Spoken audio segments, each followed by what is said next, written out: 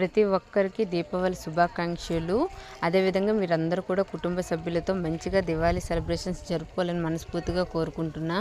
ఈరోజు Nagarjuna sir great అనిపించారు. ఎందుకంటే కంటెస్టెంట్స్ని తన పిల్లల్లా ట్రీట్ చేసి అందరికీ బట్టలు పెట్టడం అయితే నాకు చాలా హ్యాపీ అనిపించింది.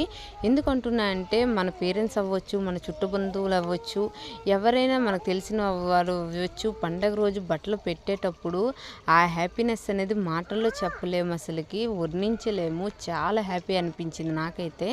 అదేవిధంగా ఆడవాళ్ళు మీకు జోహార్లు. ఎందుకంటునంటే ఆడవాళ్ళు తలుచుకుంటే ఏదైనా సాధించగలరు అని నేను చాలా సందర్భాల్లో విన్నా. అది దేవుళ్ళ విషయంలో అవ్వచ్చు, లేకపోతే మనకి ఇప్పుడు జాబ్ విషయంలో చేస్తున్న చూడు, అన్ని విషయాలు కూడా ఆడవాళ్ళు ఏదైనా సాధిస్తారనుకున్నా.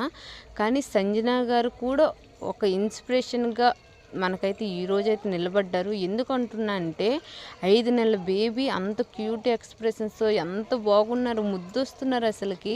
అలాంటి బేబీని విడిచిపెట్టి ఇంత డేరింగ్తో బిగ్ బాస్ హౌస్లో ఫుడ్ సఫర్ అవుతున్నారు, మెంటల్లీ సఫర్ అవుతున్నారు, ఫిజికల్లీ సఫర్ అవుతున్నారు. కానీ ఎక్కడ కూడా వాళ్ళ బేబీని మిస్ అవుతున్నామని ఒక్కరోజు కూడా మనకి 40 డేస్ జర్నీలో చూపించకుండా ఎంటర్టైన్మెంట్గా చాలా ఉందాగా చాలా నీట్గా ఎంత బాగున్నారో అసలుకి. గ్రేట్ అసలు. సంజన గారు అయితే పక్కాగా టాప్ 5లో ఉండాలని మనస్ఫూర్తిగా కోరుకుంటున్నా.